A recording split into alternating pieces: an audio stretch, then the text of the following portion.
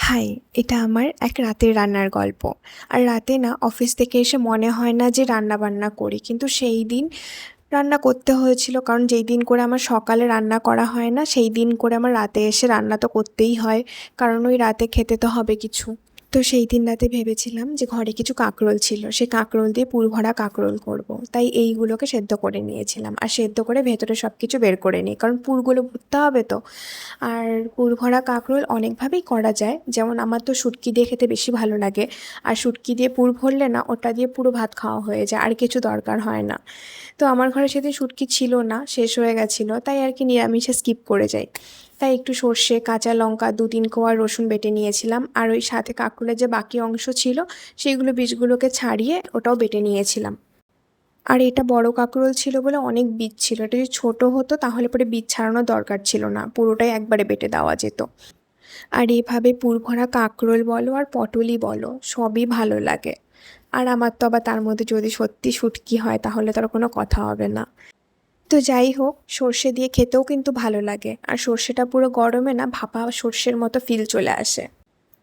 তো আমি আবার এই সর্ষে বাটাটাকে একটু কাঁচা তেল আর একটু নুন দিয়ে একটু মেখে নিয়েছিলাম। নুনটা তো স্বাদের জন্য, আর কাঁচা তেলটা এরকম ওই সর্ষে ভাপাতে যেরকম দিই সেটার জন্য ওই আমি দিয়ে দিয়েছিলাম। তো এইভাবে এক এক করে পুরগুলোকে ভরে নিয়েছিলাম ভেজে নেওয়ার জন্য। তো এইসব করে নিয়ে আমি আবার রাতে খাবার জন্য ডাল সেদ্ধ করে নিয়েছিলাম। কারণ শুধু এই কাঁকরোল দিয়ে খাওয়া তো হবে না। আর তাই একটু মুসুর ডাল সেদ্ধ করে নিয়েছিলাম। আর রাতে এই মুসুর ডাল সেদ্ধ হলে অন্য কিছুর দরকার তো হয় না, এর সাথে একটু আলু সেদ্ধ হলেই যথেষ্ট। কিন্তু তাও আমি ওই কাঁকরোলটা ভেজে নিয়েছিলাম আর কি। আর এই ডাল সেদ্ধতে কাঁচা তেলটা তো মাস্ট, আর এটা তো দিতেই হবে। আর তারপরে আমি আবার কাঁকরোল ভাজার জন্য আমার সেই সরঞ্জাম আয়োজন করা শুরু করে দিই। ওই একটু বেসন, একটু চালের গুঁড়ো, লঙ্কা গুঁড়ো, নুন, হলুদ, চিনি এইসবই আর কি। আর সাথে আমি একটু ওই পোস্ত আর একটু সুজি দিয়েছিলাম। এই পোস্ত আর সুজিটা না যে কোনো পকোড়ার ব্যাটারে দিলেও একটু মানে ক্রিস্পি টাইপের ব্যাপার হয় আর খেতে বেশ ভালো লাগে। তো এইভাবে সব গুলে ব্যাটারটাকে রেডি করে নিই। আর ব্যাটার রেডি করার পর একটু গরম তেলও দিয়েছিলাম ওই একটু মুচমুচে ব্যাপারটা আনার জন্য।